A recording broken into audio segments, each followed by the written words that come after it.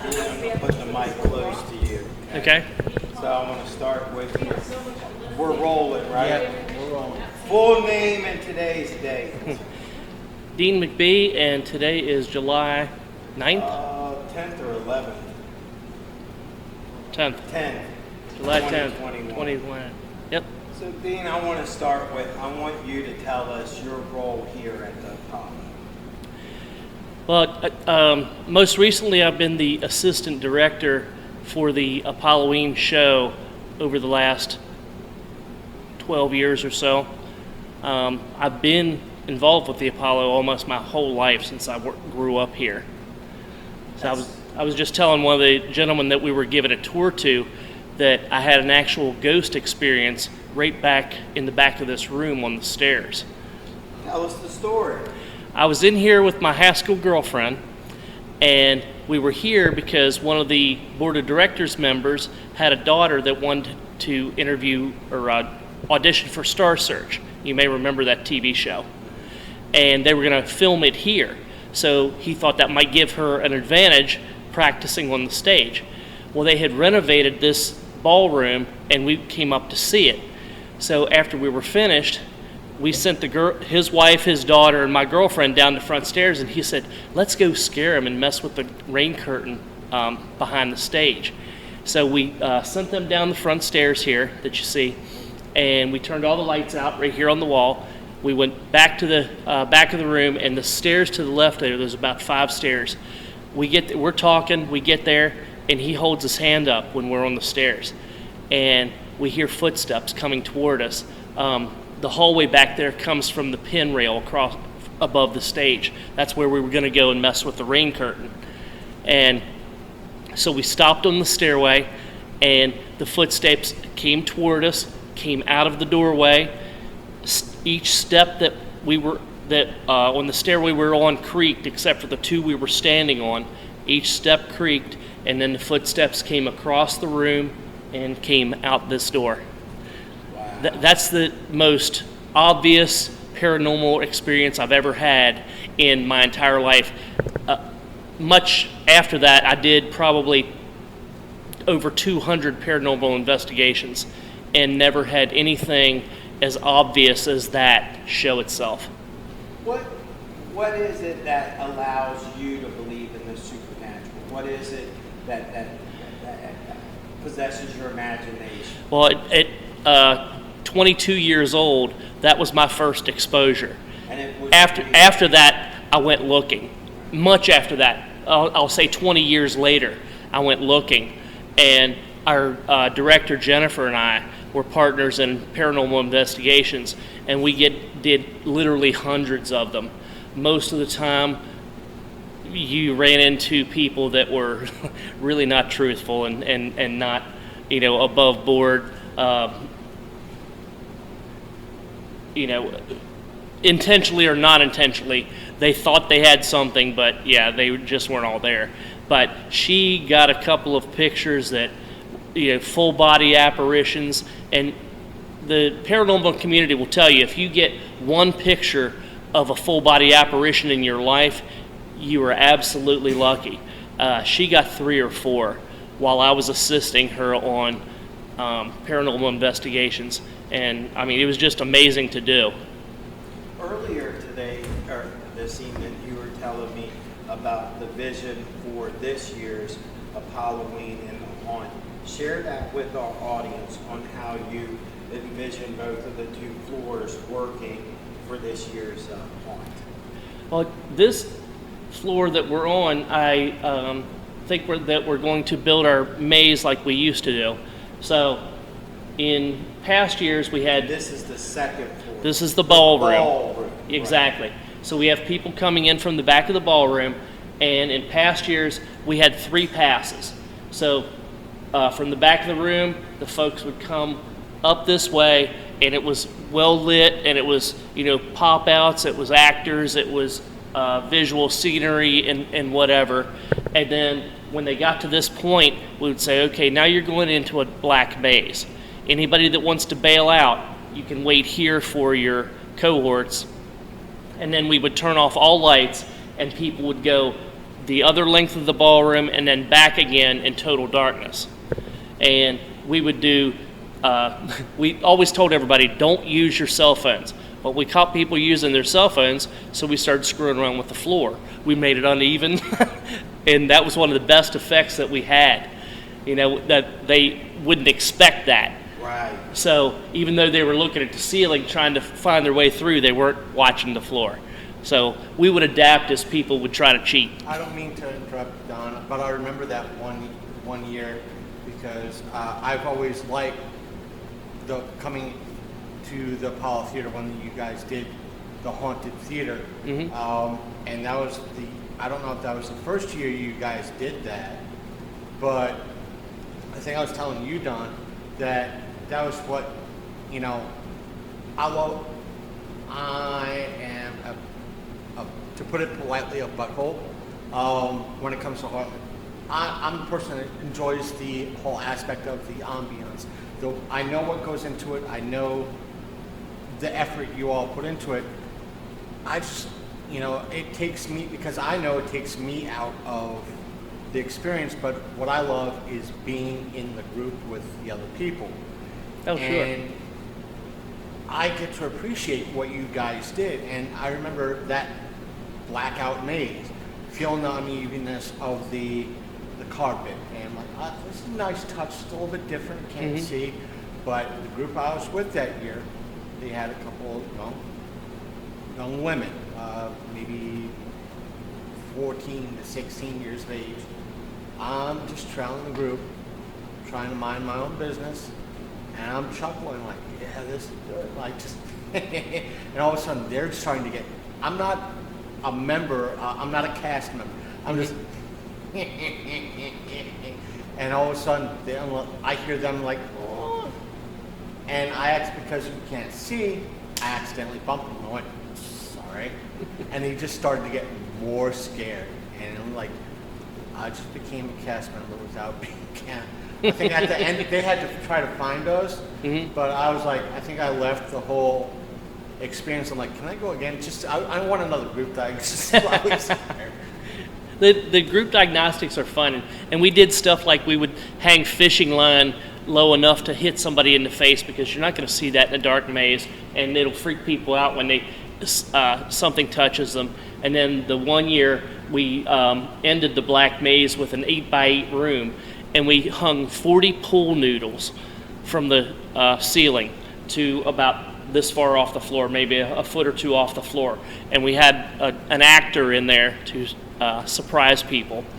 And so people would come through there and they'd start fighting through the pool noodles, and then our guy would flip on a flashlight and show his mask, and it was a good effect. You were saying also earlier that one of the things that separates this haunt from other haunts is the theater, that you very much incorporate actors Exactly. and actresses. So let's talk about how you guys do that. In the past, what we did, especially on the third floor, is we had 7 rooms, and we had a hallway and a room, a hallway and a 12 by 12 room. And so as soon as you entered the hallway, we'd start the music for some horror movie. That gave you a clue as to what might be in the room.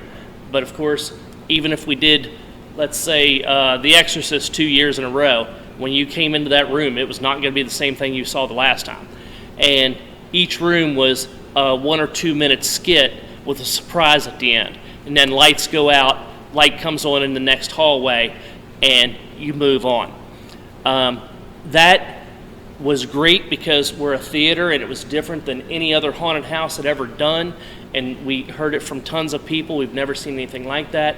But this year we're going to try to change it up to increase the throughput. And, you know, you've got to try new things. Right. You know, we did that for many, many years. People liked it. But we're going to change it up this year and try to, you know, we're still going to have the same type of thing. And we will use our actors, because our actors are our life here at the theater. We have some great resources here, and especially we have artists. You know, the lady that painted the one room to look like an old cabin.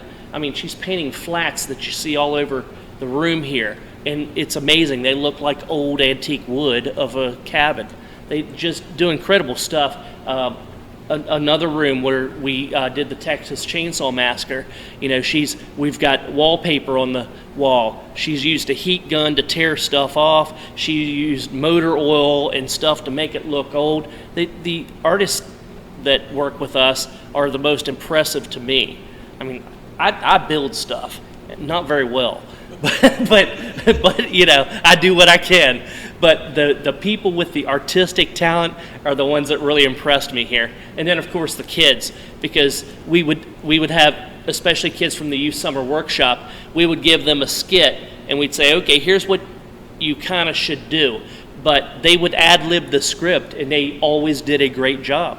Because, I mean, they are actors. They went through a summer or more of acting in our summer workshop, and they would put on a great skit. The follow-up I have for you, and then we'll grab Sullivan, is, Dean, I want you to know you came to my attention last year. I was doing the only show that Apollo did in November, and you took your time and you decorated the front of the Apollo for Apolloween, for Halloween. Yes.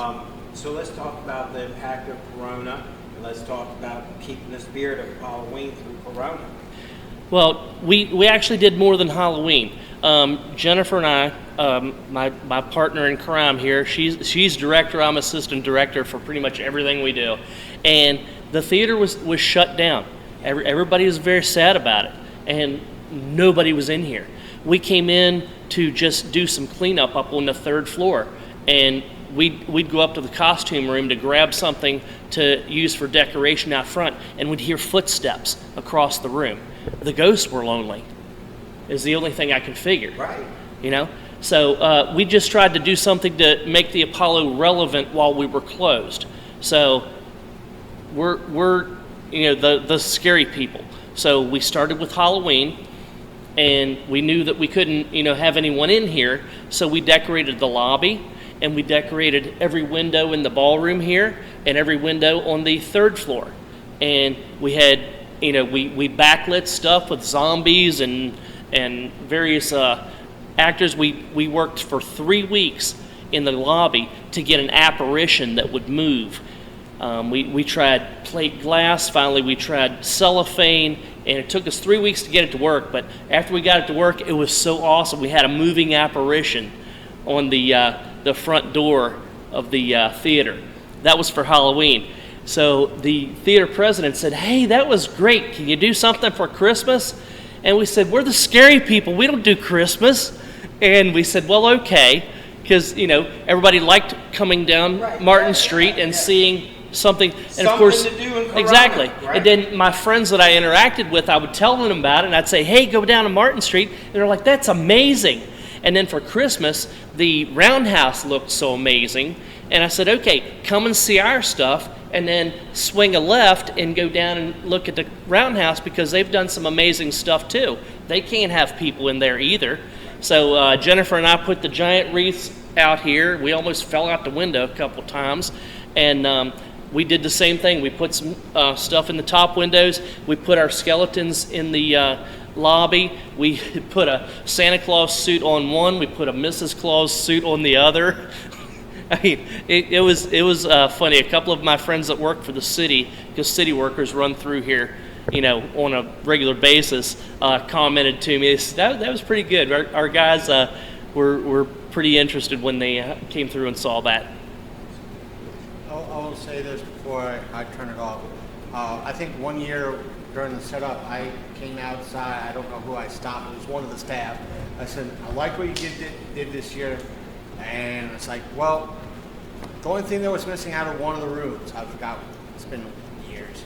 And I said, it could have used one small detail. And they were like, what? Smoke machine. That's all I think. It's like, that's all it needed. Like a little bit of like smoke ambiance to it. Not too much, just a little bit. And I think I was told it was like either there was no room for it, or no, our smoke detectors are too sensitive. Yeah, or and then when like they go off, we have to have all 3 floors of actors evacuate in front of the people waiting for the show, and it's a whole mess. It's like something we like that. Been there, it's done like, that. It was like we absolutely have have. added that final touch. Yeah. And in regards to the paranormal aspect, it was last week, Don. It's like when we were doing our first run of interviews on, in essence, below us on the balcony. Mm-hmm. And I told Don twice, it was his interview, getting set up and talking. Don was like, Don, I think I see, it was what's classified as a shadow person running down what would be this, that side. I'm like, and it was, I think either it wasn't Donnie, it was Matthew. It's like, Don, I could have swore somebody was walking across the stage, and no one, because I would have noticed somebody, whether you guys, Jennifer, or somebody walking. This was not regular staff. The balcony is very active. There's a woman in white that is seen a lot in the area where you guys were filming. The one that has moved in recent time is there's a little girl that usually hangs out and is seen around the stage, and she'll say people's names. Like, I don't know how she knows them, I guess from our conversation, but that's very odd of an apparition having that kind of power. But that little girl has been more often lately haunting the concession stand area. And that's what I keep feeling, is that they're lonely.